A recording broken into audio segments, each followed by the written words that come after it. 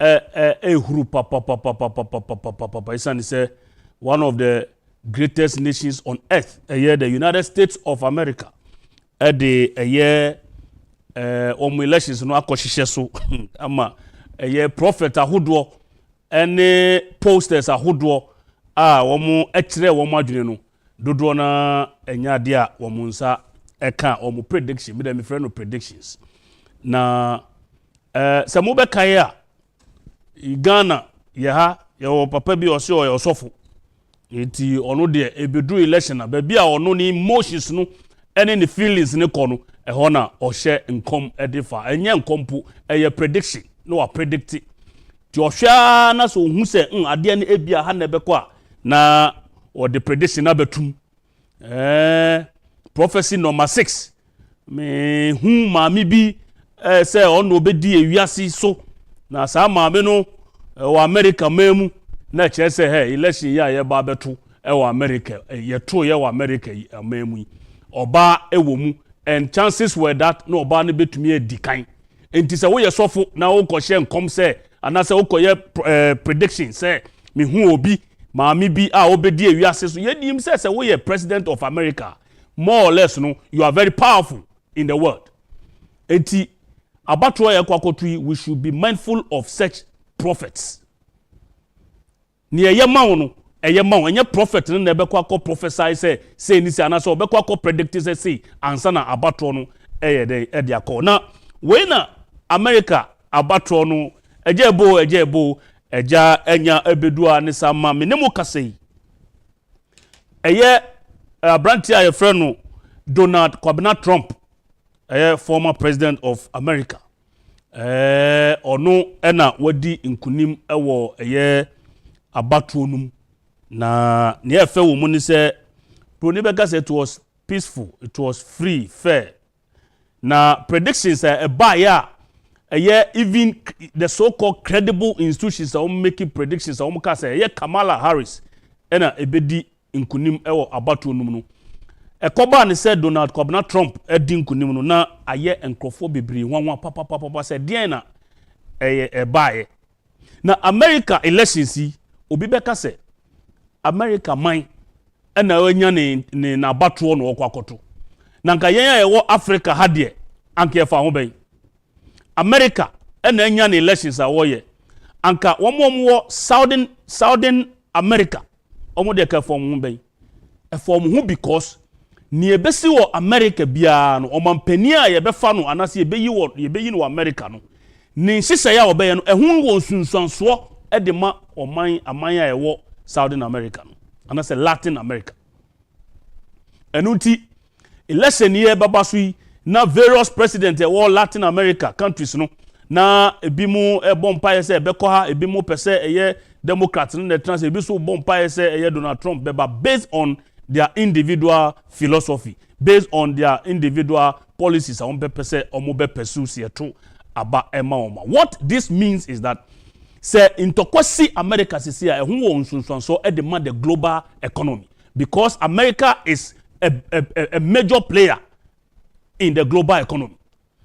So because say COVID ni Russia any Ukraine entokwa affect a wiase economy amebi aka oman Ghana na se obi begina baby dada o se nya nokura na the usual gimmick na se Ghana for yare refree no na nipa no pese otumfuturo de gu wanim ni America no kire se ni ebesi ewo China ni ebesi ewo America. Why? Because these two countries play a major role in the global economy. Upo, this is the gospel truth. Enti se koba se bibi oye nebi esi America. Ese sa ukai hu se Ghana ye ni America for di job bebre. Ye ni omu ewo nsa wo so bebre. Ewa kwania sa nyina so. Enti ni ebesi ho no. Ye na se BBC wo ha no mo a ensheda en affect but omo ye big guys. As a BBC wo ho no mo a you are reliant on them. Enti naturally it will affect you. And until US about we na eyade a ewo ensunsanso pa de ma a whole lot of countries. Na Donald Trump win yi ashoko enkrofo pa. Se munni mo ana mo beka ya eye abatro ye ko so na say US elections any Ghana elections no obi kan o say there are some similarities na ufa the new patriotic party muhwe screen muhwe logo here that screen so me kura de na me nimpo say Republicans no omo logo no so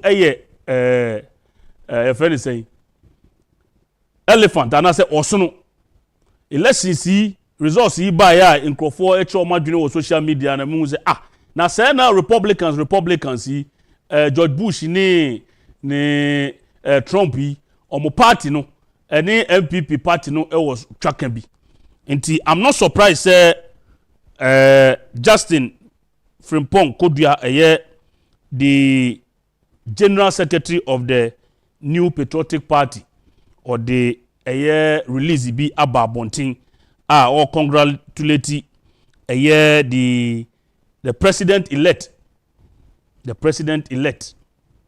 obo president elect no about or see MPP congratulates its sister party not just say omone MPP amanyoko no ne Republicans no omo enuanom the Republican Party of the United States of America and His Excellency Donald Trump for winning the US general elections. Now uba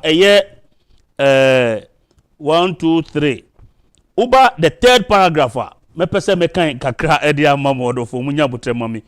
Or say it is no secret that the MPP has a long-standing close relationship with the Republican Party and shares a lot of things in common with the Republicans, including the great elephant symbol, political orientation and ideology. As we both belong to the global alliance of center-right political parties, the International Democrat Union, IDU. Once again, we call last paragraph. Once again, the MPP congratulates the Republican Party and the President-elect, His Excellency Donald Trump. We wish the Trump administration the very best in their tenure of office as the incoming Bawumia administration, by God's grace, hopes to build on the already fruitful relationship between the two political parties and nations for mutual benefits. Indeed, the elephant is the winning symbol. It is possible, yes, or the account. It is possible. Justin Kodua Frimpong, General Secretary of the New Patriotic Party.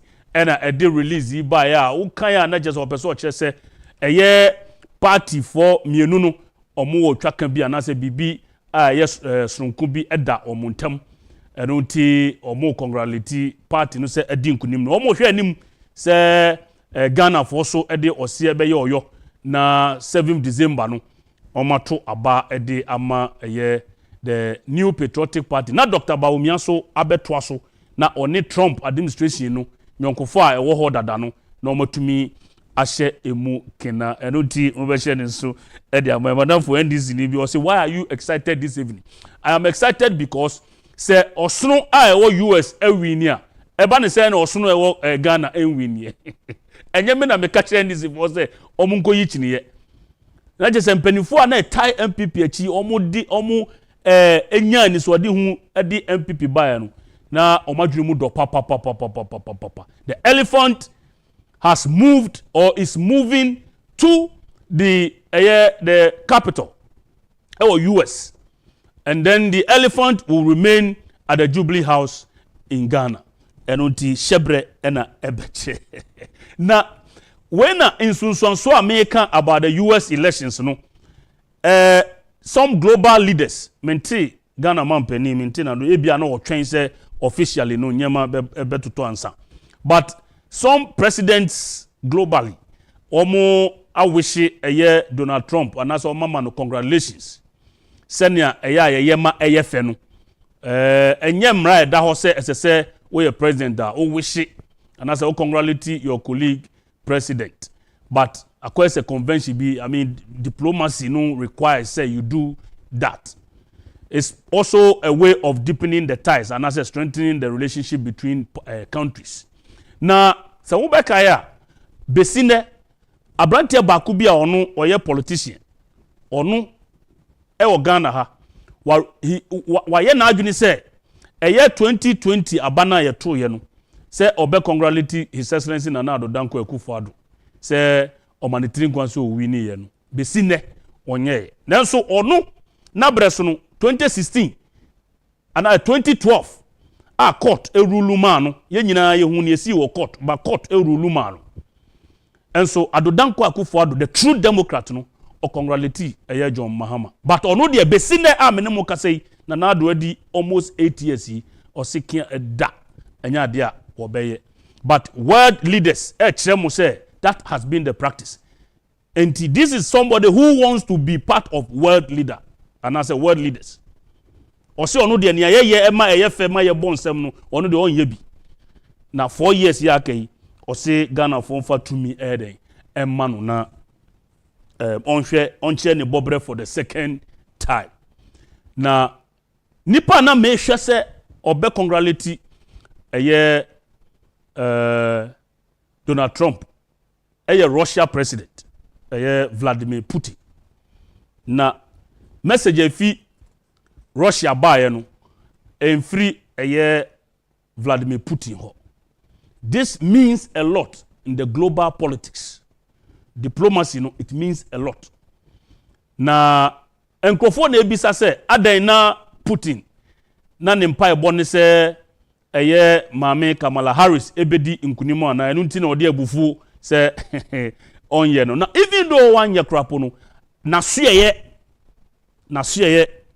the congratulatory message the aba. Nti even though enye Vladimir Putin ankasa normally no omo from who phone so ohwe say hungry for omo president Obad wa frɛ no a congratulate no Ukraine president or no so Zelensky wa frɛ Donald Trump a congratulate no Turkish president abrantie papa tin gram no ono so frɛ a wish Donald Trump na che say Agyapong say Donald Trump is the next, I think the 47th president of the United States of America. Yeboah America mino abaso papa na na mene general manager lawyer Charles Amuda te din komo na nenimo ya ne sere media minim one day me den be ba bisa ne say aden enani age say Donald Trump win and I don't know but me mamu hint kakra me den be ba na me bisa no say America election no ko e call Donald Trump ne boa na say ka onya Kamala Harris anka ebeboa enkrofo bebre no ma disappointed because no mo fe say senka Kamala edi nkunima obe set some record the United States of America as the first female president and the first black president of the United States of America. And so amanisa the electorate no take a decision. The most important thing is that Minti say Kamala a concede defeat and I say we congratulate Minti. But me say omo take kabi mami can be acid definitely no enche bia mame Kamala Harris ebeye what is needful na America and move on. Inti ebeko yenim na menemu kasei His Excellency the Vice President of the Republic of Ghana Dr. Alhaji Mahmoud Bawumia obo apro ewo Ashanti region na infonia ebebe bande medebesie nyame adoma adwoada na makane nyina bom na mayi edi akyerem yene mpanimfo bibiri na di nkomo ewo aprobo a His Excellency Dr. Alhaji Mahmoud Bawumia ebo ewo Ashanti region na Asante Mantem na nika enijie papa ena koso ewo the Ashanti region. And into Monday nyame adom na se Yesu ama yebekeka videos no abom na yede abremu. Me introductory remarks no me kan say prophecy any elections. As I say me pe osofo bi anase obi ote saa ade na say prediction, the difference between predictions and prophecies, because utie ya sofo ni bi nyema na omo kekeka na enye prophecy o de toto kane Bible mpanifo abetwam kono wo mo prophecy na wo ma se nyame kan kire wo nka enu ti na prophecy se wo ho no nyina no eye prophecy nsem a Nyankopon de asoma eye na pamfo ene no obi kan o se kakra ye bedi enti ne ani ho na ya mana aba ho sa US elections abrante bako wo Ghana ha oye ota o si December 31st December bi ota ye prediction sa papa na 2020 ye be to aba na eba social media yes NDC will win nobody will steal the election NDC will win say nyame say NDC will win NDC will win nobody can change it say nyame or say NDC will win this election nobody can change it na nyame so on cancer but we have asophobia wenti nieni ho no makoka edi hunahuna nkrofo na se na oye ne besi Ghana oye ne bia nsi Ghana tom the sixth prophecy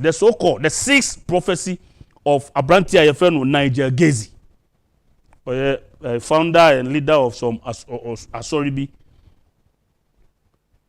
papa ne kan o se wo kwa Asori a ye bodi obi anim ba bia wo enye something international something yes but Niger Gezi oye sofo well ewo me refi Asori ni din ena 31st night sa prophecy aya ye de ba hu IGP ada roman tm say this time around no aba form kakra no what the tudwa na me pese e kohwe sa Niger Gezi on US election na yemra emedi nkomo.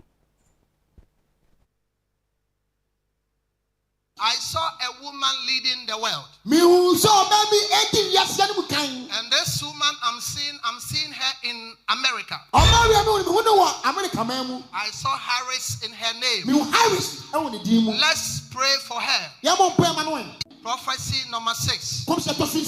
I saw a woman leading the world. And this woman I'm seeing her in America. Prophecy number 6. I saw a woman leading the world. And this woman I'm seeing her in America. I saw Harris in her name. Let's pray for her. Prophecy number 6. I saw a woman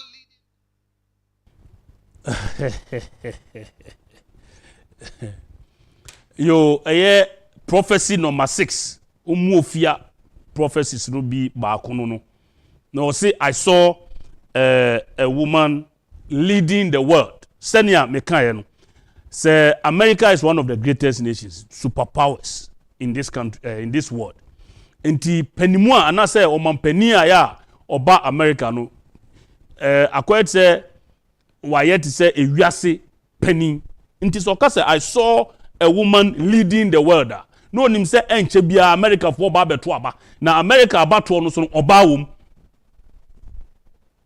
yes tell me say a predictions enye prophecies that is my understanding you may disagree with me menye sofo but kakra mesumesu ne che say these things are predictions now I saw a woman ruling or leading the world na America eba beko abato and then oba ejina your friend is saying oba a candidate and then what happened is that or see the woman is in America not just say oba we no or America okay and I saw Harris in her name or bibisa sometime no America be the president Mampenia be the Eddie Harris and the party na na eko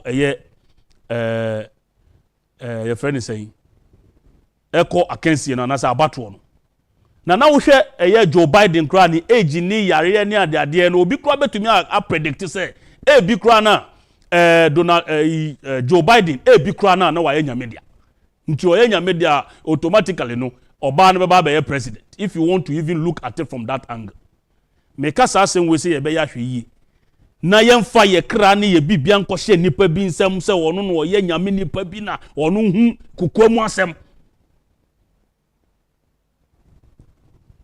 ye bɛhye saade no enso ye bɛhye saade no enso na nansɛn makasa bebree e de afa atenie a ɛwɔ ye politics mu wohwe a saa asɛm wei eyade a eya asenhia de ma Ghana ni bia every right thinking Ghanaian say eye wo kire wadwene na me so ma kire magye amanyo sem e na yeye na atenidi a nansen abamu no so efrihi say everyone eyezu a obete no the next word and I say the next sentence or phrase ebeto so eye atenidi insult. So everyone eyezu, the other one is insult. Nti se obehwa Dr. Bawumia probo a obo nyina baby obedu bia ahemfo no nyina e bonsem e ma no. Se odi ni huni, ondidi atem. Onka kasantwi. Nenso ye nyina ye nim. Ghana mampani dada John Mahama. Every platform bia obenye bia no ekamia ye se obedi atem. Even in the house of God, nyame fie a okose bo se onu eni gen na opoko agiman.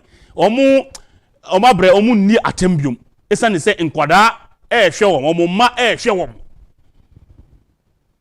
Ofiri asori dem ho a okose sa bo no wo nyame fie na the next minute no de be bo eye Martinamidu.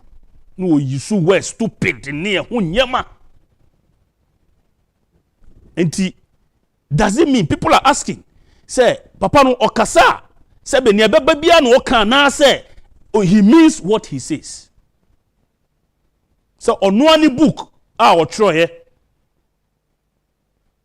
my first coup d'etat ni book no title no my first coup d'etat ni coup a o first a tro book.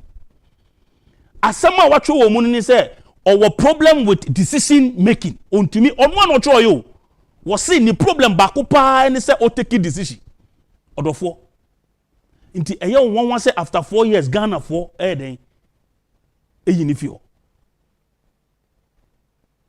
and abamba gbin so ma yehu say eba no leadership qualities e ma yehu say nipa wey oye obi a otumi oye good leader o the resource eba o say John Mahama ni ba kokra eba no hwehwe dia ndi o man credit say obet onim kasa but eba say leadership qualities abako ye competence o say eye Mahama enibi eye abamba gbin kan nyam na meka atenie imams ebo eye Bawumia baso ehemfo ene asofo mpanifo ebo Dr. Bawumia baso ewo ekwan a ofa so ye ne politics oba ni obetumi aye no ene wo kan nanso Jo Mahama de bi obedi ahemfo na tem se omo bo Dr. Bawumia baso obedi imams na tem se omo bo Dr. Bawumia baso no obedi eye asofo na tem se omo ye den omo bo Dr. Bawumia baso. They say stupidity, the word stupidity ne die baby a John Mahama begine bia obeka ho asem na we na ohwa em say asem no eha eye John Mahama ne running mate eye Professor Jenana Opoko Agima asem ne ha no grandma asem ne ha grandma na ode nsem bia kotu dwa no che say insult no and build roads atenidie no emphasika emma friends sika ma ye botom atenidie ni nya enti John na ejai eyo yes Jane Professor Jenana Opoko Agima ohia homa pa ma me na numre me chiawo asem no eye ma me na homete wo se atenidie no emwa enti kwaku John na ejai ana oni kwaku okay yes on the kwaku em so de kwame Okay, me production omu nimbibia si Kwame enye kwaku. Eti eye Professor Jenna no pokwa jima o si Kwame Mahama jai na attention wow. Building roads, building schools, building hospitals. Enti kanya wo betumi ayeden ayede a kire Ghana fo no na se eto omasum na se omo de ko adwundwum na ebeboa na omato aba e de ama. The Professor Jane na opokwa jima otu eye amanyofo no efu including her own John Mahama na obo na chidom. But nyama ni bi wo no ma se o kanu abebuo mu ntumi enka no straightforward say John Mahama say ni but o de futuo na ama na o de futuo ama ye bisa say who is the worst culprit John Mahama enti na just John Mahama na maame no efa ekwan bi so ede akotu no yenkotie maame nsem o de tu dwane mra enim na ya ko na nya attend o sa attend yes some man a anka Ghana any problem ana ye di atem no di ye di emfa ya nkosi hwe ansa sa hwe ama potholes no ama akwane anye ne ye ama nsu ameka ho ama schools ameka ho ama airport papa bi ameka ho ama habo ama ameka ho ama manfo asumanjwo na ye ya ne se kire mofra no kasa enyefe na amfata yen enti no de ena ye yes nche obi a odi atam na chese wunya serious wumpa de papa ye enti wo no wo de atena nchen enim na ya ko na nya attend o sa attend yes some man a anka Ghana any problem ana ye di atem no di ye di emfa ya nkosi hwe ansa sa hwe ama potholes no ama akwane anye ne ye ama nsu ameka ho ama schools ameka ho ama airport papa bi ameka ho ama habo ama ameka ho ama manfo asumanjwo na ye ya ne se kire mofra no kasa enyefe na amfata yen enti no de ena ye yes nche obi a odi atam na chese wunya serious wumpa de papa ye enti wo no wo de atena nche ti se megiri se eye won me ka no na wadwe ye o se enye no kre enso maame Jane na opokwa jima na waka nsem o se obi obedi atem no that person is not serious and I'm telling you say John Mahama nam no didi atem. So what this implies is that John Mahama is not serious. True or not? Obetumi ni me nkase ene me nya adwene e won nsem a me kan nyina ho. But metumre na machirewu esie.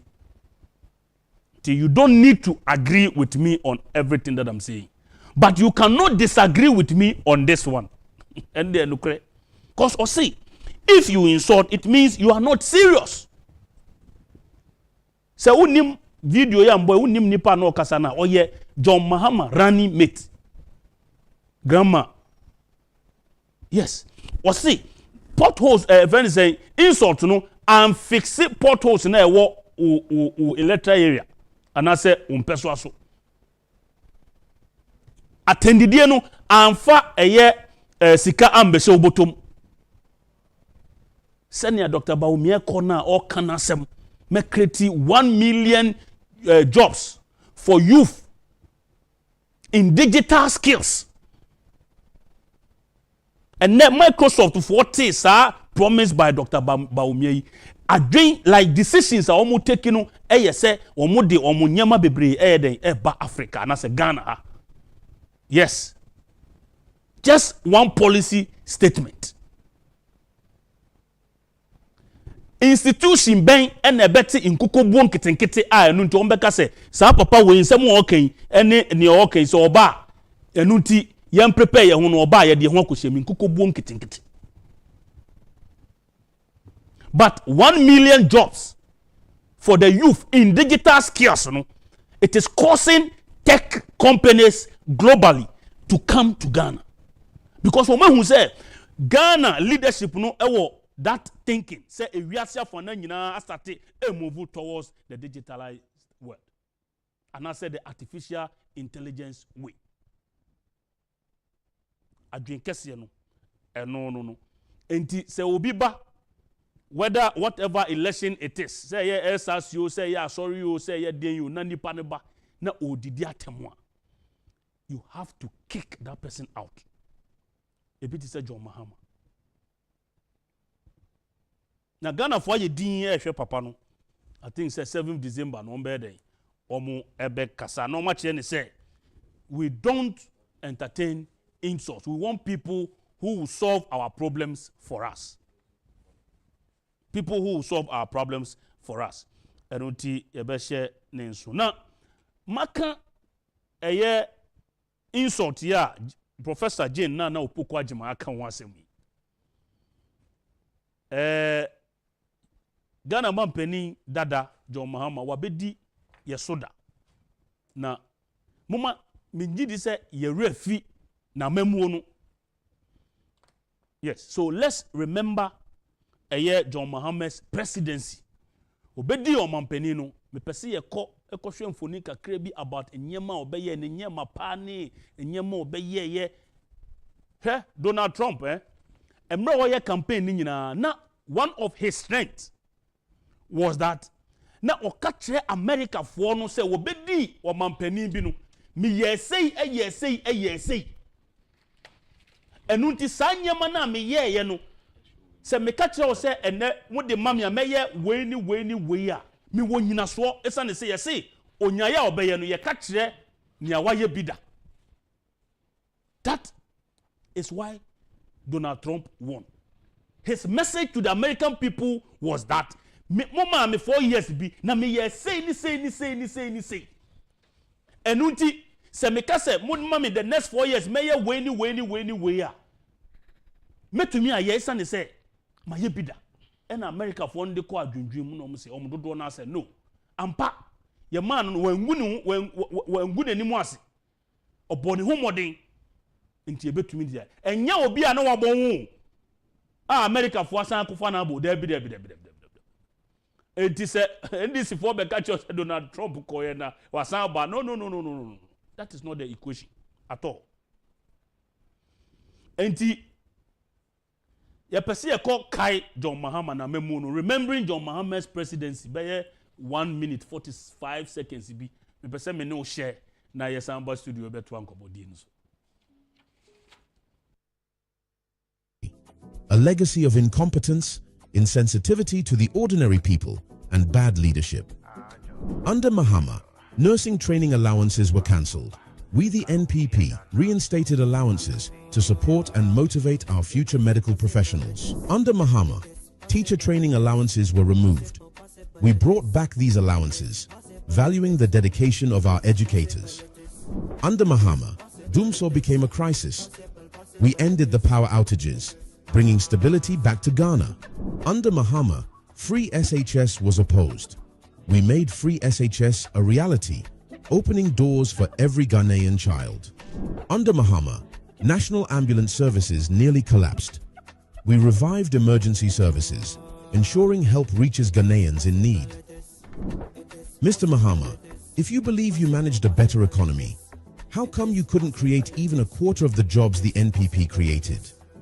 Why did you cancel almost all the social intervention policies for ordinary people? And what happened to all the money from your so-called better economy? Vote number 1, vote for competence and bold solutions for remembering Mahama's presidency, a legacy of incompetence, insensitivity to the ordinary people, and bad leadership. Under Mahama, nursing training allowances were cancelled. We, the NPP, reinstated allowances to support and motivate our future medical professionals. Under Mahama, teacher training allowances were removed. We brought back these allowances, valuing the dedication of our educators. Under Mahama, Dumso became a crisis. We ended the power outages, bringing stability back to Ghana. Under Mahama, free SHS was opposed. We made free SHS a reality, opening doors for every Ghanaian child. Under Mahama, national ambulance services nearly collapsed. We revived emergency services, ensuring help reaches Ghanaians in need. Mr. Mahama, if you believe you managed a better economy, how come you couldn't create even a quarter of the jobs the NPP created? Why did you cancel almost all? Yo, ntino eye under Mahama. The Uka John Mahama, you remember a year cancellation of a year teacher training allowances. Uka John Mahama na memu anya okai any a year cancellation of nursing training allowances. Obo John Mahama dinya ni ana okai any say Dumso became a crisis. Na Obo John Mahama dinya. For them, free SHS was not possible at just a 20 years time. National Ambulance Service a collapse here. Minemuka say over 310 a year, 300 and something, over 300 ambulances, brand new Mercedes-Benz ambulances. And a yediaba or Manganem to revive the National Ambulance Service. I beboa me. And this is the person I will see Osampe 4 years more. Thinking said John Donald Trump abanti Ghana for Subeko. No. Donald Trump came back on the back of his sterling performance. Yes. Enuti mobile cancel all the social interventions in bois a for no. Because almost all my party need and come Obama a here for. Then so we to try nyama a bois a here for nursing training a teacher training sabi ya ni enibi na yetumi eko je allowance ne kakra de hwe fie ni ade ade na obetwa mu ene ose osan ababium di so obema de kwan a me de maye mafam ade esane se de bia meka se mfomso a obeye no sima ba ku sei no ebetumi atwe wason mfie ennan nti obehye ni nso ade amam na papa a ye fe no Spio Gabra oye NDC ni yes and obi anim say we free mu de and mean to me but me giri say me boss Spio Gabra din a unim say oye NDC ni former minister for communication, former minister for I think education. Now papa ya ankasa na me kai say John Agyapong Kufuor Abreso his excellency o leadima yetumi papa we Spio Gabra I think head of some communication BB one of these international companies. Omampeni dada Kufuor osi o ye Ghana ni nti so obeko eseka ye pianechi ema omampeni dada Kufuor ne na ban epushi Spio Gabra ema otumi enya sa position no. That is how nations develop. That is how nations are built. Enye se o wa hanti okope bibi na ebeboa o man Ghana me say dabi nti Spio Gabra akasa o say digitalization na ye ka wansem no onu de ogitum se ya depa enye NDC anasa amanyosem nti obeka se dabi ogitum pa se ya depa a ebeboa. Seriously speaking, and this is somebody I often who say oye nationalistic or dream or man instead of party. Now waka one obi ekan wasempa edi nkomo wasempa FM and odi tudwa atwe kakra e de abrem say sa this that obi ka kire me say oko say 37 military hospital ne yire eko ye operation na sa nipa no na oka asem no ono ye adwuma wo say northern part Tamale ho baabi enti ne yire no ekosra na ne yire no call eye Tamale ho no ena the northern not Tamale ankasa but northern part of this country ne yire no kosra no ena na ne ho dodo no kakra nti oko government hospital ewo wo se owura ho na obo ni din no doctor ewo ho no etumi ka kire no se da sei ebri sei ukoye operation bi ewo 37 military hospital enti na ma me no ya machine say na ba ne sen ena 37 military hospital won kan ha makoye mi operation na uti north baabi na watumi ehu na enro a yede ma mi wo 37 nyina no nipa owo north doctor na ewo north no wahu ewo ne machine so digitalization. So you know what this means? This means that so that the doctor over there will know the medical history of mameno na wankoye mistake umpe we na open nkukobu nketenkete. If you like it you can say yes mepe umpe we na open nkukobu nketenkete. It is Gabra ka say digitalization no beboa this that no idea is the best way forward for our country. Me pese ko TSP Gabra na yesanba initiatives. It's a very good idea. E-governance initiatives to prevent people from running up and down to government agencies to process documents, passport applications. Any of those things are very good initiatives. It's a very good idea. E-governance initiatives to prevent people from running up and down to government agencies to process documents, passport applications. Any of those things are very good things for the whole initiatives. It's a very good idea. E-governance initiatives. Yes, to prevent moving up and down. E-this, E-that, E-pharmacy, E-this, interoperability. Dr. Bawumia kan in semni nyina no. Ono waye Minister for Communication da nti sanyama we ono so otiase. So there's no way obeto ne professional background actually because of politics nti no wabetena waka senye no kre. Asempa FM ada Roman yensaka sa video we ebeda omase.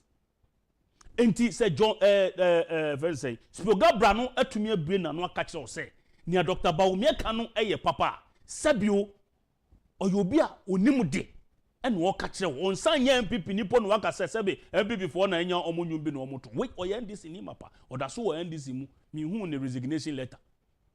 But Okasa as a professional. There were professors, Bebre, how much are there university because of political affiliation. Tino, what much are there class of Krana, who baby or modern. They are biased even in their lecturing. Yes. What kind of system are we creating for ourselves? Ukoto gari kra obi person who say we NDC ni, we MPP ni. What is that? Spio Gabra, ya da se what to me aka no kre. Sa papa ya na mri bi obi sa NDC for say 2016 and as 2020 about one na NDC for man message ye den. O share NDC for and na obi say omo say NDC for na omo message ye den. NDC for what just say they don't even remember. And obi so omo say na MPP for message ye den. NDC for na o share omo na omo nyina omo nim MPP for message. That time. Na say we lose election na wako we see nyina time or court to say obi wi a. E bisa o say we evidence we a say me jawo adakatom. These are the people who want to come. Nti mo be hye so na Mejidi say wo a wo hwe me bia wafa ade a efe no ubada. Monday, Minister for Information Honorable Fatima to Abubakar ene ebedi nkomo kakra efa eye go rider Dr. Alhaji Mahmoud Bawumia or launchi en fa o my very clear French explanation on bois ebeboa eye o my Ghana. Na le pese Dr. Bawumia kan asem bi say ade a efe no Uber udi wo phone ope car say beba wo fie ba bia wo gina bia beba abefa wo e de wakọ ba bia wo kọ through the Uber ne boat ne sa nyama no e be kire wo sika wo betua uduru anya afi na we ba beka driver ne beka say da bia how anti emergency na akoda ne ntokwa da bi de we de wa unim charger driver ne be fa wa obeje wo na doctor ekasa Dr. Bawumia kasa normal information bi na akenya ye nyina se obi na tena ne ba bi o e na o create sa Uber app no app obi o wonim de e wo digital skills no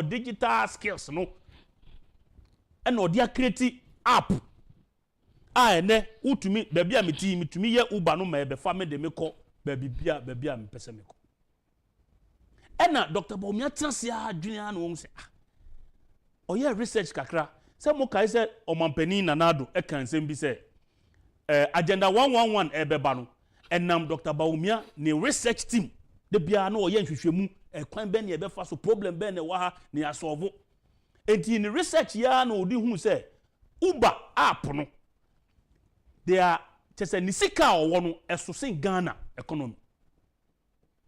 Uber is worth about $160 billion app no nti u driver no odwane app na se wo de be ye adwuma na watew ti abia 30% na 25% nti sa sika na o motetete no na ama Uber no worth it that $160 billion and o say na de na ye ntumi create ye app yi bi na ye trotro for ne ye taxi for ne ade so ye den na se sika no se bi o yenso ye nya mu chefa eno de eye go ride yi aba otete NDC for mototo to humpe sana free SHS ba ena na all lie be lie ena is 419 ena me no ka say policy eko eboa ehiafo te say ye nyina na me pese anke ekohwe ye kotie Dr. Bawumia nsem odi to dwan but emre no abiti me kakranti ma menye aboafo nkrato beye anase wo de mame nkohwe ma yenkotie Dr. Bawumia ne emra ansama kobrik yenkotie Dr. I want to share some data with you to put this in perspective, because sometimes people don't quite get what we are doing. Say, oh, Vice President is launching an app. It's sort of like an app. What has that got to do with the economy? Then you look at a company like Uber, which is an app for ride hailing, right? What is the value of Uber? I checked yesterday the most recent value for Uber, this app. That is $163 billion. $163 billion US dollars. That's the value of Uber. What is Ghana's total GDP, the total value of our economy? Ghana. What is Ghana? $75 billion. The total value of Ghana's economy, 75 billion US dollars. Uber, one company, has a value of $163 billion. Twice the whole of Ghana's economy. From one app, they've built a value of $163 billion. And you still don't, in this fourth industrial revolution, you must understand the link between digitalization and the economy. One app is generating a value of $163 billion. You ask about Microsoft, which just builds apps. Microsoft, the value of Microsoft, as of yesterday, was $3 trillion. One company. $3 trillion. That is 40 times the value of Ghana's economy. One company building apps. Because you are in the fourth industrial revolution. If you don't join it, you're going to be left behind. This is where the world is going. Apple is worth $3.5 trillion, 46 times Ghana's total economy. One company. Because they are building apps that we are all using. Even Airbnb is worth $85 billion US dollars, more than Ghana's economy. From one app, just one app that they are making the money. So as you enter the fourth industrial revolution, you are either going to be the developers of these apps or the users of these apps. And we have to make that choice. If you want to empower your local economy and be a full participant in the fourth industrial revolution, you have to be developing many of these apps. I want to share some data with you to put this in perspective, because sometimes people don't. Odofo enunti Dr. Alhaji Mahmoud Bawumia eno ode nsem no tudwan. Nsem ode tudwan no emu edu papa.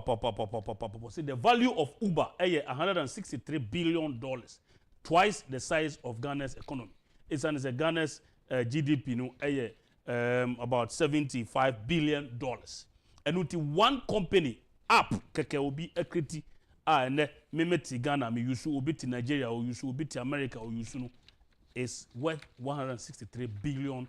Inti yensu ye betumi aye de na e dia survey we no see there's a link between digitalization and economy. Inti kasa na okan no ebinu no digitalization no app way Uber no ne ade no na digitalization no and economy aspect no the $163 billion. It is a one tier. That is what it means. And then the value of Microsoft, one company, or say it's about $3 trillion US dollars. Asamba ko kan ya to makumanzo say if you don't join the fourth industrial revolution now, you will be left out because that is the direction now. Ewiase echo. Ti say who leader or no already know what prepare the mind, what programming the mind. Say this is how the world is moving, the direction the world is moving. And ultimately to take all of us there. I think say okase to abamana on kan boni. Na obisa question, very important question. Or say, do we want to be part of the developers of these apps? And I say we only want say you better say na nkrofo a develop normal dia brain ne de bia ye use ni atuaka. Asem sebe mamenda ne me honje abo fon krato be sima me ba na ato adwumedi nso.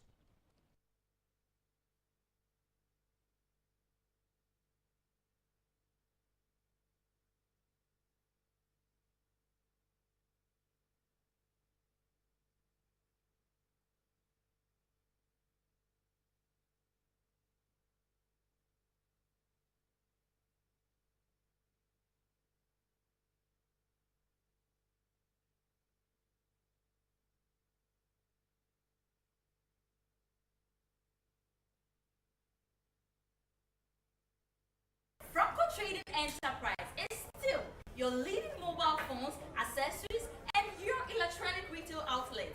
We have products such as mobile phones, television sets ranging from 24 inches to 86 inches, air conditioner from 1.5 horsepower to 2.5 horsepower. We have washing machine, refrigerators, Bluetooth speakers, CCTV cameras, and many more. For bulk purchasing and retailing, visit any of our shops nationwide or our website at www.francotrading.com. You can call the numbers on the screen for any assistance. Please note, do not pick any number apart from these numbers.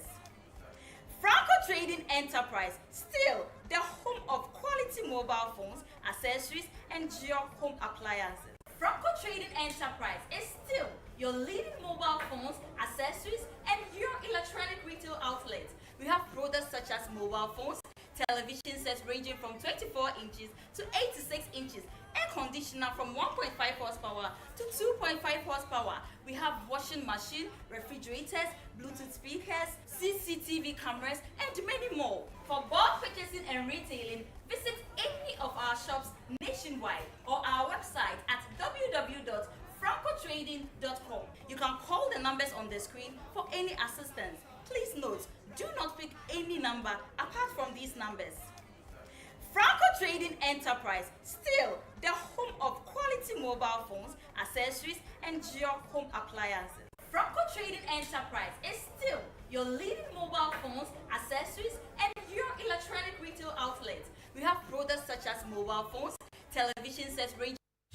Welcome to Agyapong's Unisex Boutique, where comfort and style is our hallmark. Original Italian leather bags, shoes, belts for both men and women. Talk about looking your best and standing out on all occasions. 5 to 10% discount on all products. Clearance sales rack, 50% discount on shoes. And now Agyapong's Creation, where you find authentic African creation for men, women, and children. Visit us online or in store. In behind the Ghana Police Depot, in Jolu at Jolu Junction, opposite the First Atlantic Bank, at the airport, Terminal 3, Departure C3, opposite Sunbra Lounge, and now in East Legon, Shiashi Boundary Road, next to Two Guys Supermarket. Call us on 0244 649 379. That's 0244 649 379. Agyapong's Unisex Boutique, comfort and style.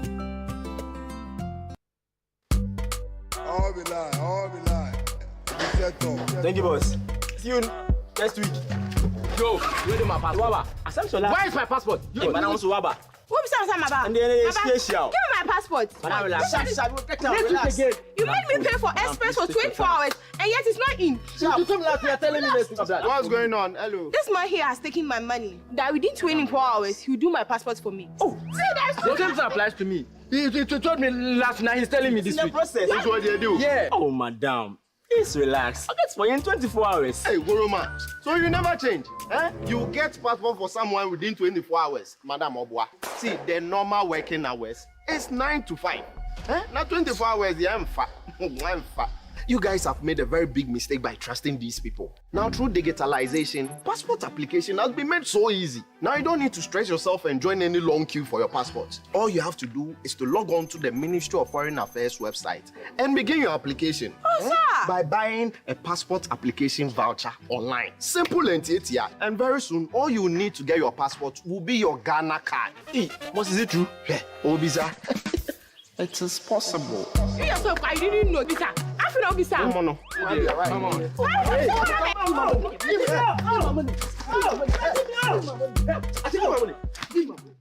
Over 5 million children have benefited from free SHS. Protect free SHS. Vote Dr. Baumia, #1 on the ballot. Over. Also, get a fly when you go around. I hear say the EC they register people for secret too. Add thousands of names to the register. I no go lie you. I hear say they do that for the EC headquarters.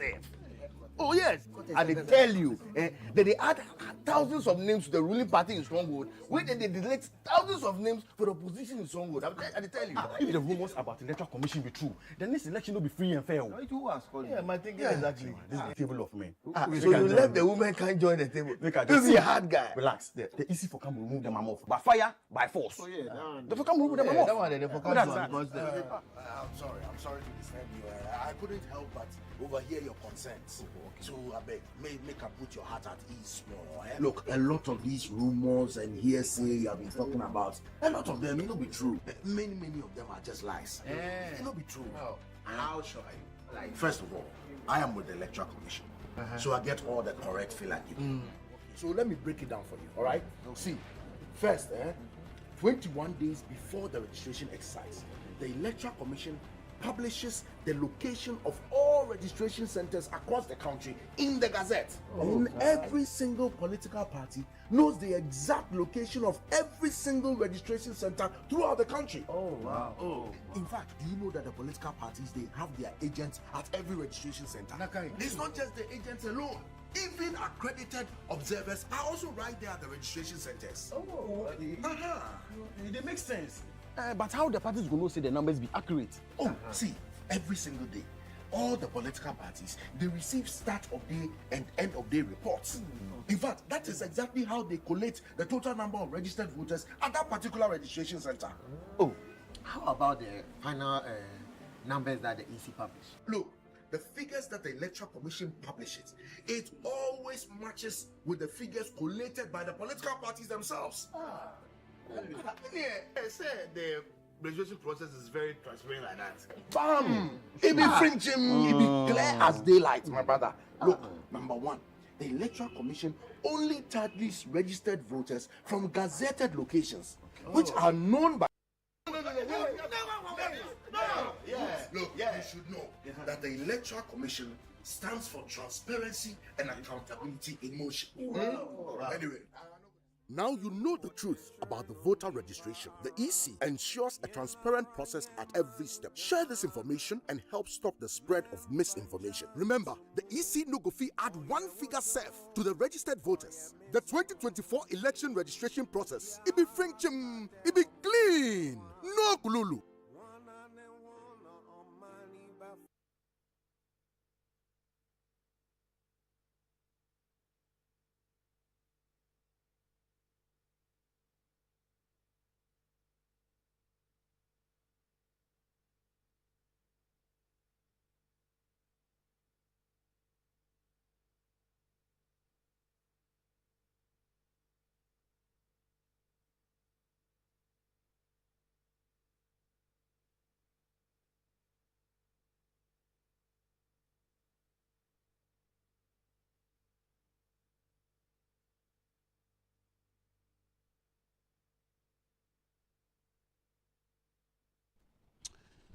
Yo, other for the sit show and I want to eguso I want to TV and my guest Agyapong Yeboah bedi enkomo papa as I said, you to me enya ebre na yedo ye manifestos num asuko sebe se enko ye se eye krata bi keke na ya twetwe nyama ade agum enu tie na numre nia ehia mekese a megidi se ehia wo so eye se manifesto no ehifa na ekasafa eye business growth se adwuma ebenyini ebetumpon na atumi akreti njuma ade ama ya ni njuma no na afi so yebedi ye na yeka no eye business growth jobs and prosperity nti ohwe MPP manifesto no mu a page 35 page 36 and 35 yes or say part 1 or say business growth jobs and prosperity na just say ade a ehia amanyoko the new patriotic party now about 37 or say ensuring a resilient business friendly economy for growth and jobs na just say nti say a on person omo ye ema eye ankrankran njuma etumi egina banane na ema economy no so etumi gina ne na so na ema Ghana economy no enyini na ekọ nanim na afi so edi njuma beba no eno na the new patriotic party amanyoko no ede atintim sa omo manifesto na me pese ene obi a ohwe yen ansa na no ma memfa nchi akese pa ma eye maame oba fefefe eye perpetual bediako a me frɛ no perpetuality ene enumre perpetual ohwe eye the seat show yesi etia opopopa na perpetual bediako ene enumre esan etia obi na afi so aboso kan ho ba bi matise mpanifo bi abie eye omu TV no dindindin esane se aboso kan spare parts dealers no bebre on ma they are interested in what we are going to discuss esane se efa omu tax reforms eye PPP eye arrangement aban person oye na ebe reduce the cost of living for Ghanaians and building Ghana into a world class digital economy no eno hu enkomo na yeba bedi no ene enumre nti se obi refia na wabɔ ne nka ye se Philip Twum Yeboah or financial consultant any economic policy analyst a obeboa ama ene yede insenum chichi ede abro Philippo majoe nya na mpombo kode nyame adom na wo so Christo adom wadaso ekrai eda nyame ase Yanko straight to the point. MPP manifesto. And Namikuta Wahai. Selfless leadership, bold solutions for jobs and business. Now, ensuring a resilient, business-friendly economy for growth and jobs. No, me per se you veer into the area. Say obi share or your business man. And yama war MPP manifesto no business man or share and also be a fan or business person. Again, need the good news in the manifesto for somebody watching us. Yo, I mean, I was na menchia netu ahefo enyina and then you may almost share YouTube and Facebook na emobi ajo na menchia excellency the president of the republic Nana Danko Akufo-Addo na menchia vice the incoming president say and Donald Trump has been declared the president of America. South and Yami Adoma come the night of 7th or 8th of December 2024. His Excellency Alhaji Dr. Mahmoud Bawumia so be declared president-elect. Amen. Na 7th January of 2025, so you are sworn in. Into Michiano and Enumerate. And then Penifua, D party from national ABC constituency, Ekwakosi police. I mean, New job enough also. MPP, New job enough. Na me champion for that party na no me feel ko na sanchia honorable Hakim Oswaldman party panipa e kan new job in there and say party no from no oka ho na e twa party no from new job enough. I mean the founding father of the new job enough constituency. I'm sanchia ye PC honorable Nana Oseje ye na ye boni chidom na ye de ne ko for new job enough na nkunimdie kese aba e target ne say at least new job enough their fee yenya kura na 80% for presidential and then parliamentary. Okay, yo mate minya yeba MPP party na da bia meka say yemubi ade wa kwa ma yeba join MPP party no Didi can you say ya for AMPP for and I say ye be an alpha and I know AMPP for name about party no enyina so party no objectives near party no a gina so and I say see party so no na ye mo be aye I convince ye ya join the party say NDC ho me boa CPP ho PNC but ye dey see MPP na ye because of party no na ideology and in the bibia na kind ideology MPP party no has always believed in what they call business, developing the individual. But what I say, when your friend is saying, JB down come here, then I can't want them. Say, Yamma and Crown Crano, Nijuma Diodino, Yamma, the necessary environment to Vitima, I ain't Juma, or be in freedom and development. No one bit to me, an idea, sir, give to Yamedia Manono, or the be ye Juma, Nedi for so I the Abrono, Nebia come mining in a. But what I say, the MPP party has always believed in the business people, the businessmen, and the business community. And in the manifesto, MPP, Ediaba for 2024 year coalition, it's all about business and jobs, business and jobs, business and jobs. From chapter 1, and I said from page 1, it goes to the last page of the manifesto. Nina, we are talking about a choir, Yebema Ankran Juma, a tumpon. Okay. Now, Ankran Juma tumpon, so with my I employ. Mabunu and also to my Mabunu do na jumum because say yetimis yes I do na nkwa juma koswa eno and I buy no so called according to your friend tax no di bia ye kwan asefo the substantive issue no so good. Now Ghana's GDP MPP power no it was just hovering around $56 billion, but ye buy ye juma ye ni mpuntu ni development ye ba no by close of December 2023 ye move to $76 billion. And then they can say, wait, and enough. We have to go beyond that. And then we are going to expand Ghana's rebounding economy. And then I can say, and then your fa bibia, your dear your friend say, public-private partnership in infrastructure. Say, your bus infrastructure, and as a government project, say roads, say schools, say clinics, hospitals. Project BIA a infrastructure BIA no. Government is not going to do abandon financial government involve the private sector. That's what I say. Yeah. Because you believe in the capacity of the private people. And then you share government wage bill and I say nipa or government akatu aso a yetu omuka. Over police, over fire service. So we now come buma minya. Omu emuro 800,000. But what I say, but the population of Ghana, which hovers around 35 million people, no, the working class, because one year Juma and I say, between the ages of 18 to 60 years, no, young man say, almost about 15 million cry, less than a million in our government payroll. Maka are the biggest majority, about 14 million, no. Any 13 between 13 to 40 million. Sankophone, info. Sankophone no more about so kind. Sani pay no more agriculture. Sani pay no more swami. Sani pay no more okanshi. But what I say, yeah. And unti the enemy say sang ni pay and I say businessman. Omuna omano and I say economy no a crown. But what I say, into a kwambe na ye faso ni abuasa and crown grade. Abanjuma NDC for now no can say your friend saying 24 economy. Aban 24 economy. Abanjuma nipa hini bit my farm. At the end here, you are talking about say I'm crown business men. And that's all me juma. Ye boani I expand omo. Omo juma na team grow. Omo juma ni etumpon. Na juma ni ko animo a. How no bit my employ e mabuni bebre. Na taxes are your friend to pay as you earn. Corporate tax. Any taxes are who be ya sign the agi BF ho e de akọ or your money futuo mu. And a consolidated fund ya koso dey here then they are expanding infrastructure. I know ye expansion infrastructure now. We are doing that with the private sector. But what I say? Yeah. Good.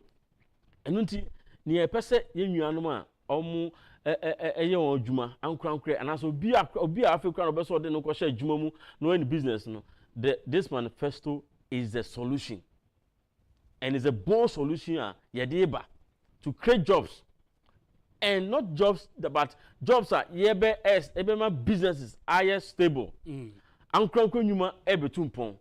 once our atenka and also anije na our sabepan so be odwuma no so no the environment is now we are creating that environment. There's going to be a new bank cry Yeboah establishing what we call the SME bank and also then eno de ebe ya ne say on say your one crown say obi a nipa ba ku mi no be so any business or any business idea na ontimi nko the normal commercial banker or the collateral or the friend say yesi fa asase bra yesi ma obi en guarantee ma sa na ma ni nyina no sa nipa say mabu young graduate obi o we senior high school wanya nimdie wakoye robotics wakoye wanya nimdie artificial intelligence wanya nimdie basic engineering na also no one be establishing a mechanical shop and no be establishing the food fruit processing plant bi o ni fi anase na feature no aban no e de sa banki e ba say wo ye ma support financial supporter only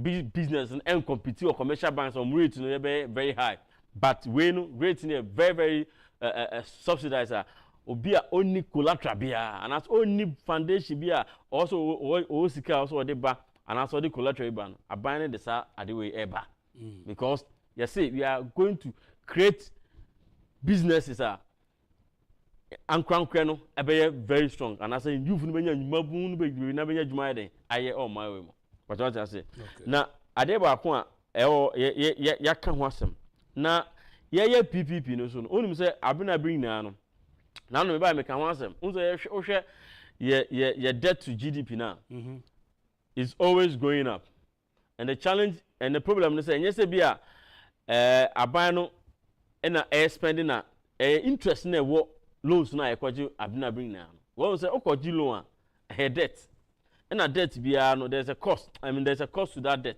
and only interest now be tria on busia akobo what I say but in a stage aban no any private person ebe co partnership na enquires aban e kwa kwaji loan and akoboro edi nina akoboro cost of project na wabe na odini na akoboro from bank akotua ho interest na asefo na only private sector and as a private business and ebe partnership no sa sikana aban and as a aban kwakoji as loan and the private sector no and as a private business person edi sales can here den ebe so aban there no so now odbeso so in all areas so in education roads health clinics in all the basic hard infrastructure now and I can want them and what is going to do is say ebema ankwankwe no now wo benya adwuma ye because say enka nanka abanko ana eye road private person so e de no ho be den e be shem as a financier but what I say women that private sector no e de no be shem no private sector no so sabi o de nipa na e ba ye adwuma nti ono so e be compel no because in production no there are various factors apart from capital fi ho the driving or the moving factor of production is labor what I say until sa labor no e ya nkwankwa e be from adwuma mabu no until almost be nya adwuma ye because private sector no be engage private be engage mabu no in project via or executive no what I say and no any e kan wasem say is going to create more jobs now ya create jobs na wie no ade bia e fighting e GDP and debt to GDP da bia na e cost no and also be form because in finance say any equity na debt the moment you reduce your financing option which is debt you reduce debt option pay now cost associated with debt no so also you then you reduce no when you say the make an what you say bosia bona da bia bosia na dey project no say ye tibisia boso ye debt no na ya go with a private person I be PPP a private person it is ka be shema yen debt e be ba form now a debt in neighbor form now the cost of debt but what I say and I say the cost of borrowing so be den e be ba form nti ye nya adwuma entiti mo rema na emfa ni na sankosia enkotua nsihu a edabosia so because ankwakwa ne so di ne sika e ba be shem nti ye wie project na and as a project no e completed that private investor na on so di sika shem a partnership but what I say enunti say road ni aya send the nyame adom ye of anko to some project ye wie na say PPP financing a PPP project ankwankwa na as a businessman om do music shame no there's going to be a modern and a reform towing system. Ebe fa so ne de agege toll we use cars no. Enti we private person ani tuemu.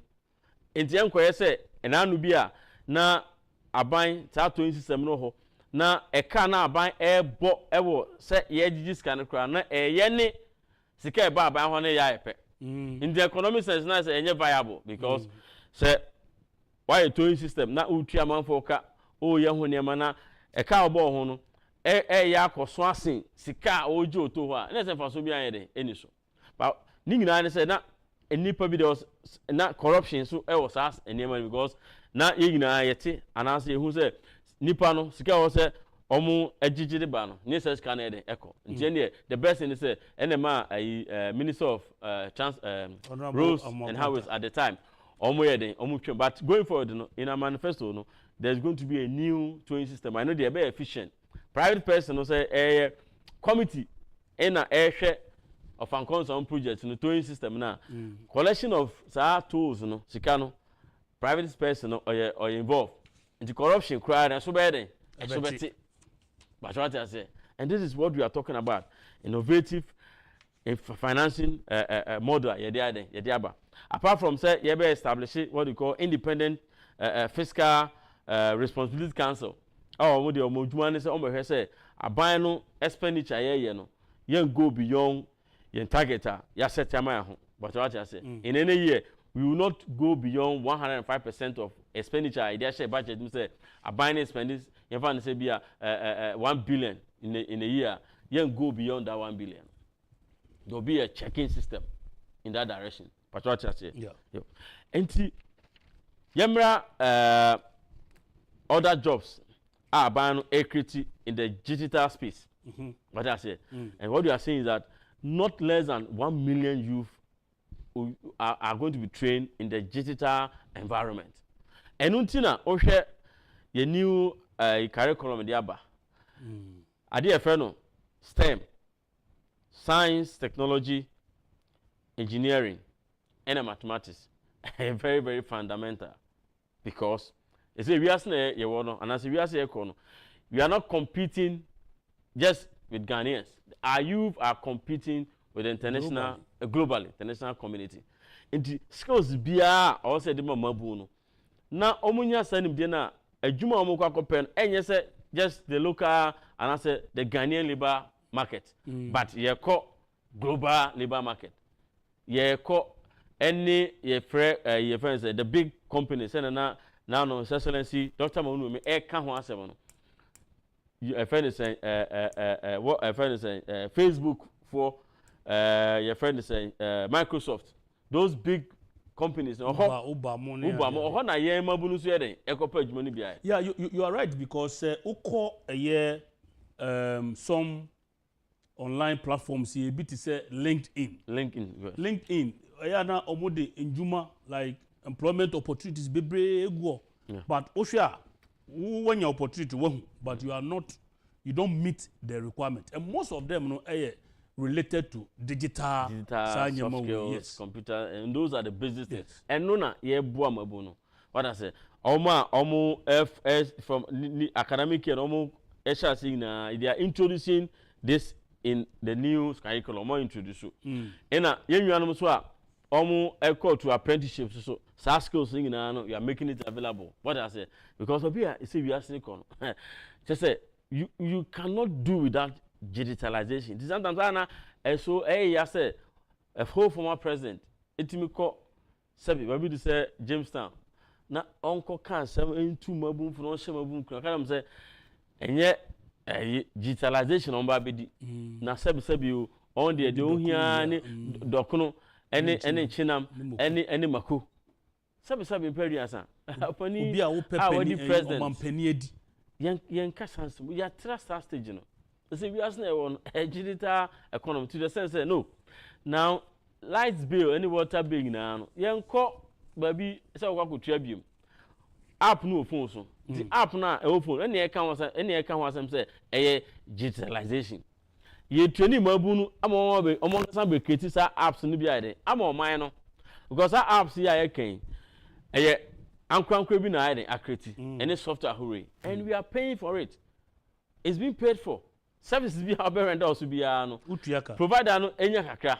What I say, the developer of the software also or be an inside onya and no na yeka say for a sustainable economy no ye mabunu so or say mom sa training no I sha say ahead ye nti be be Ghana ha ye pe app bia for any government organization institution bia no our youth have been trained and they will provide those services. So musika omenya no omamu amoti omunya sesika no if they are making thousands of dollars in a week and a month pay our loss they will pay income tax and that income tax is not going to go to any other country because onipa ne Ghana ha ena ni nim de ne skills wonya sa skills no ode ye adwuma ena ode create revenue bi obenya bia no aban no so mu chefa eno sa chefa no aban be ene aban ne call ye rules ne ne ekeka ho but what I say and it is going to be a cycle. It goes round and come back just like that. A cut run now but until we are investing into the youth now omunya skills ni we are skills omunya omu be develop apps no be developing creative revenue for that individual. We are building them obenye sika onye sika no ko endi onu so aban no so ba be tax no aban no so nya bi no so the project obe employ e mabuni bi onu ko antimi nya sa adwuma no nti onu so be employ mabunu no ba be adwuma no so nya sa opportunity na ya adwuma ho no so etua moden etua muka amakatua na omoje no so na aban no so kwaje what they call pay as you earn but what I say and that is how this economy can develop near ne kwasemo mu say the private sector has always been the engine of growth, especially a developing country like Ghana. But what I say, who go beyond the private sector, you cannot do anything. Now, because as at now, employ so many people. No? The whole government, especially when it comes to the government workers now, what I say, but the majority of the people are the private persons. Best support through the policies. Now, almost so atuma expand it. To engage more youth into the system. Ebema corruption chrono cost on ignorance better to be trapped. Now, one of the areas that be a can was creative arts and sports. Inti abano we are working into na anywasha over community there's either one or two of the astro staff. Yeah, the Astro staff also, and not just for football. A whole comprehensive sports facility. And near all both table tennis, near all your swimming, near that is the whole idea. Because your only people also are gift. Man. We are say an abrabom, near many people DE, or skills and as a gift in your media amount. We are going to help the youth to develop those skills. Sir, gift and media mabunu any nipa mu no eno na ban no create that environment say and found gift be a wo mu no he will help you to unravel your gift na eso ba o man no so mfaso but what I say because that is what they call the human capital. Okay, so nipa ohwe yen sisi I think our your business person yes me gidi say one of say nipa no ni interest ebe ye citizens friendly tax system and as a regime be buanama ni business na dey ejina yo matise Dr. Bawumia aka nsem afa say obey introduce what they call the flat rate system. Yes. Flat rate tax system in Ghana. And secondly matise was kasafa granting tax amnesty. The person say nyema mienu we wo chechi muma ohwefo etiase what does it mean by introducing a flat rate tax system and then the tax amnesty program for businesses? Yo, especially yena ye ankasa ejuma. Aban no ehu say you free be filing with the Ghana Revenue Authority. Near ten say even before beginning of the year, I want to say Ghana hano yen accounting year na start from January to December. Aban no so sana aban no say the reporting period no from January to December. Entino Ghana Revenue Authority abana man sa 2 minutes say ansana afene kra shashe ne free bit self assessment Okay. Uwankasa assess ho. Se sika sen na afini na obenya. Na oya quarterly no, yesi quarterly bia be den bitua bi. Based on senior our assess on senior sika ne den eba. Along the line, ultimate revision. So who say o target and our expectation and do ultimate revise either upwards or downwards. A random one kind. Now you have a breed, especially when it comes to filing of taxes. You will never be and yes, be a omuntia tax. But senior system is so cumbersome. Like una kwaku tia tax. Una kwaku tia tax na ma ban. System no frustrate. Frustrate you. And emunsa and said anya clear money pani bebre. Sabi nye nyina na yakọ school eni ma atro na kenkan. Ba nyame nhira His Excellency Nana Adodan Akufo-Addo. Say odi free senior school ide aba. Now going forward no obi bia no the basic the basic qualification of every Ghanaian anya hwekra no ebe senior high school. Now you do that stage na Ghana ni bia akọ senior school we can call ourselves as a developed country. Because education is one of the biggest indicators when you are assessing development. We are asem so. Yeah. Ni American say, and it's that challenging na ye who say, ama enipa bebre na no. Yes tax no omu entrio.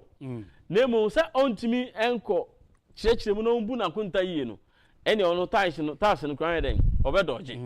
Eno ne ka say na be ya because aban no betimi enya the tax bracket na say nipa tua tax no ebetimi widen no. Ohun yeah, man, yes, so simple. They be a bro for and for can say widening the tax net. Yes. Widening the tax net. That's what we are talking about. Yes. Because the reason is only you first be the formal sector. On say yeah, and obi bi oya adwuma on net 2 ha. Net 2 honorable Agyapong a radio station and as a TV station. Wa for be a friend accountant and as a financial manager. And a financial controller. Abusum bia otua employee bia kotia na ansana obetua on efe bi withholding tax and as a pay as you into salary na woje no oye deductions ni na till slate ati tier 2 tier 3 a owia na wate tax na obete no wa oye weka no onu unya ho hwedo odi an say wate ote a obika wa withhold bosome no no akọ file in your name with your tin number against it no akotua on your behalf to GRA. Into one who treat tax because oye juma in a formal system. Into po tax no better ubetua. Na sa nkrofo no no so sa. Other say structured system say na make employer no tete na ono akotua ma GRA no no so. But sa nkrofo ya na fibia na se da bia still na ye den ye gi tax na ye den afiom ho. Diaba kakra bi na diaba no hwe na se so na no scan eba ni so a na wasesa tax rate system no schedule no na afi ubetua mo enye ka se enye fair enunti ye be broide no ye be yama obi bia se wa oye odwuma se oye obi adwuma no what I say obi ultimate eden etua tax ni bi enu na ye dey what they call the flat rate system no calculation no o ya accountant o onya accountant o akọ school ungo school system no friendly obi abetumi tua tax eno na ye ka say widen the tax net no but what I say e dem go say nipa kakra bi de bi aso omkom aiden omkom aime na omobre nti ye widen the dia na obi bia kakra say ye ban say nipa 1 million in a first na ka tua tax ye be expand na ko 10 million 1 million no obi tua 50 cities you just multiply 50 cities by 1 million 50 million cities. But what mean increase it from 1 million to 10 million you can imagine. Not 10 million no yeah need 50 no after 50 be you 20 you can see where we are going. Exactly. You are going to hit 200 million as against 50 million. And no they can ask me my taxes are existing obi etu akwa na paper form ama ni because nipa na etua na den adults contributors na contribute to the state coffers no ebedos what does enkwa nipa kakra bi but ebedos because system na dey ban friendly simple flat sanate nti odo obo so kan obi beto na dey a na se okotua on tasa enye cumbersome enye +5 plus we 2.5% 2. Enye sa ngonwara ni biem so simple na eno kra no ye the app ene eba be dey eba be utu fia oko app no so simple na tax also tua no mobile money now they are now they tua se check system a bank now they tua but what I say eno na ye hye innuanu businessmen ko say side way ba ebema sika utua a stars kra na so be den eso beti de tosbium tax amnesty na his excellency Dr. Mahama me kan wasem no so simple miya de tiene say because of complications all it no nipa we be na what tax liability say either say o default to ye anono kra no esan so ntimi enye ntino system ni mo onim na taxes no un say mami enka ye fe be annual returns filing enye company kwa na file annual returns o ankra bia o ye Ghana ni udinwo system what number bia every year bia also file or tax enye company kwa individuals na nipa hin enim say nipa hin enim enti me ebi to me pani bi na system no register as far back as 2001 but no onim say also filing returns because onim most of no near tertiary say enye company directors are also mo file for renewal of the company certificate any bia GRA for amount tax clearance certificate bebre na so enim to mo file into a chobeko system no be hwe no na in your name say bia ohena mo ako na tax ye o e de ahye wani mu esan say unim na afi bia on file one file kra no eno so default non filing of your personal annual income tax class why dey what default and default no be in the system na I compile you may not know unim na compile intimate be no na there's a whole tax liability in your name do be cause be a open tax clearance personally e be how to compare adwuma bi and personally e be how they call for a visa acquisition but we do one na jere for be cause system e be call print am no na e wo say odi anu no what the tax for non filing from be 2021 and 2016 next odi anu ignorance of the law is no excuse. It's no excuse. Jerry say this is your tax liability. And it's not just a tax liability, tax liability with penalties. And penalties are calculating. It keeps on as a compound interest. No, they be accumulating. I don't know. I can say businesses. You are no more human kuma and as a human businesses about so can for any uncrank. Yeah, this tax amnesty no. But say. Nia SCBA ne be twani na agu show e ka bia obia e hantewa every business ya ka odino e ka bia wo de about so kan for ka ye be twani na agu ni a share a new system ni a share na share for so that's the amnesty that is the whole amnesty okay say o share a year share amnesty ne meaning no or say the act of an authority such as a government by which pardon is granted to a large group of individuals. So it's going to be pardon. You be tregu. Tigana for you catch them. Especially businessmen. They are chow. They are chow. A kind of went to me tax now went to me and for some period. Because one who calculation here and the crowd between 20 me and any year. They are buying back say okay. Dr. Baumia said now. Yes. Now buying no back say. You see, you're training in egu. There's no outstanding. There's no penalty. There's no penalty. You're shooting in egu. Okay. You're share as here for. You be a share with a proper system. With a proper system, friendly. Until when Dr. Baumia said Okosia Estonia no. And that is what they are doing. System Estonia. I think Estonia is one of the countries with the best tax system. Yeah. Because in America, no tax system no efficient. Abaning more revenue. Okay. Because it's broadening. And say just 1 million people need to tax. Name we have about 10 million people in need to tax. But what I say? Because a contribution tax no. And I'm on say tax in here a contribution also a more than our Yeboah. Also contribution anything. What I say? That is the whole thing. Enunti everyone is so friendly say. And you how build Emma enkoye ade afre na uhu tax na udwane unse jerry for ba office na udwane e be friendly because e so simple obetua so a okombe hen because rate na dey ban ene eyi no enkoye kese bebre a e be how na ma objuma ye de entimi ye de entumpo but o minya what dem here enti this way to enti amnesty ni dey minya for that reason business ye adwuma dey ye bomb paye because e ka bia e twitwere ye mu bi ni business no MPP so oba Dr. Mahama so oba no the tax amnesty nine. You be kabiagu. Your tax liability no is going to be cancelled. Senior nano Yesuka say oba boni awegina ene why then wapepa oboni gina no. Sa liability be obia no. Ye be pani gina. Ni gina sha say den. Igna sha say foforo. But what I say? Yeah. Now businesses no, ye sha say foforo no so no. Ye nko sha say foforo e ma sa problem no san ye de e ma be because ye be ma environment no are friendly, business friendly. Because the MPP party has always believed in the business people, in the businessmen. Who businessmen fee or money man, there's no economy. Yeah. There's no economy. What I say? A business am community no nyuma ye.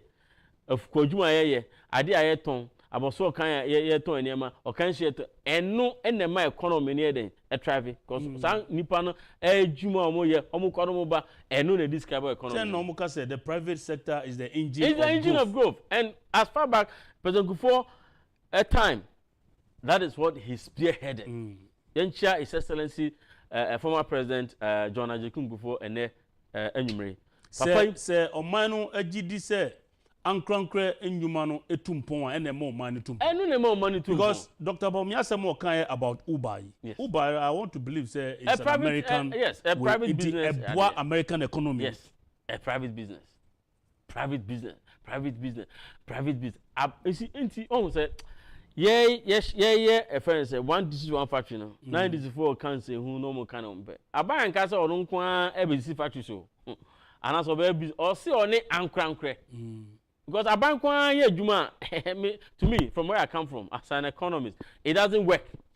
In fact but private person but mu pe na dynamics na den assistant because private person so reporting time is 8 masa over 9 oh problem. You have first query, second query, third query ukofie. But o dey hwe yen kan no krenche o yen hwe abanjuma ni bi ministry so. Sani ayimu yen kofo ni bi ye oman no Agyapade fa. Say bi obedo ojom kan na ya bo. Na ni boy ya bi abe 3 o'clock. O say company your friends bus no. Me ma hu bi government agency be bre. E bo 3 obi ara sha ko tena bus no. Because also pon 5. Also pon 5 no. One no on 4 ball because massa ontimi mo aso kono ball china. And that is what we don't want it to happen. And moreover, never ni bo kan anka first no or say nka kodu 5 na ye the citizens app aba. Most of the say ukotu your tax. Most of say be a oko akwe payment or ECG. Ukwe payment passport office and you don't even need to be there present. Physical presence and then ukoje passport. Oh Ghana ha. The hands of a online no akwe payment. The only time we call her time akwe okoye biometric capturing. And also you call your fingerprint. Near picture. That is the only time you go to the passport office. And that is what we are talking about, digitalization. For sure, edi brain. Nisika edi brain. Any jobs are edi brain. Any corruption. Adebakwa digitalization. Esi boy na ebe twemu cry corruption. Because there's no human interface. But what I say me apply for passport. So obi table enim na okofa file bi bro. Any hobby. Na o cheche no so ohun. Agisa o de bibi to ho. Dabi ansa na nipa no akohu fa. Any hobby. O si ohun fa no. Ba wo man sika dia ekon ye obefa so obehun fa. Now what is so interesting? I've been to passport office on a couple of occasions. Now they interesting is say who apply online anywhere. They also give what they call there's a premium service and a optional. But the good thing is that sa premium service na me kwa kwaji o ho no na manya sa VIP service no I'm going to pay for it. Now interesting says it doesn't go there's a bank or passport office or you pay it at the bank or passport office or how about your bank do Jessica ma obi won nipa ni kodi and over go share ni bottom e samba aban ko office mo and that is the power of digitalization. In some way okay baby a atwe madwene akosi kakra ne say aban koso over a period of time.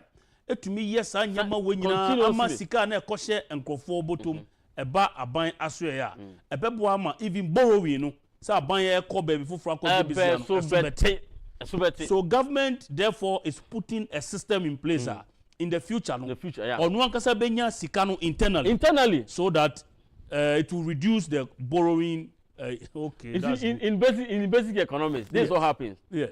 You see who's the very import and export in economics. Okay, the import in say aban tambia no auto enema efi amanoni eba and that is an expenditure.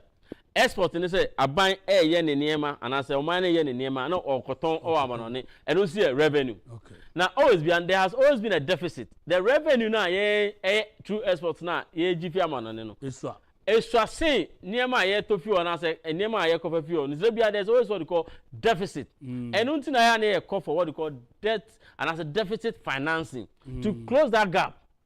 We have never done what we call equilibrium.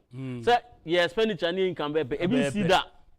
But with this approach, we will get there one day, we will reach the equilibrium. What you mean is that your expenditure, any revenue will meet at a point. So Dr. Baumia therefore is right. But Dr. Baumia therefore is right to say in the video na me boy there is a link between digitalization and the economy. Oh yes, and that is what we're Johnny baby. They don't know what they're talking about.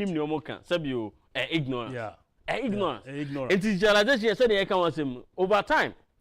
Sika peso bi anfa baby. The system will be so robust. Masa, ultimate family bi anfa baby. The system will catch you. If you remember sika was ke kosha and kwankro bi botom no mu dino sabe nyafu because in economics there's something what called before be receiving revenue bi and there should be productivity. Productivity bi ama na sika be show botom it's going to even cause inflation to go up because one year Juma is kind of buy it's going to push inflation up. But we are Juma next cabe show bottom and no it's creating what they call development in the economy. Adding up to what they call the GDP. Because anytime you do production, GDP will be increasing. And no GDP no based on GDP the assess say or money a day 8 pound. Yo. What I say?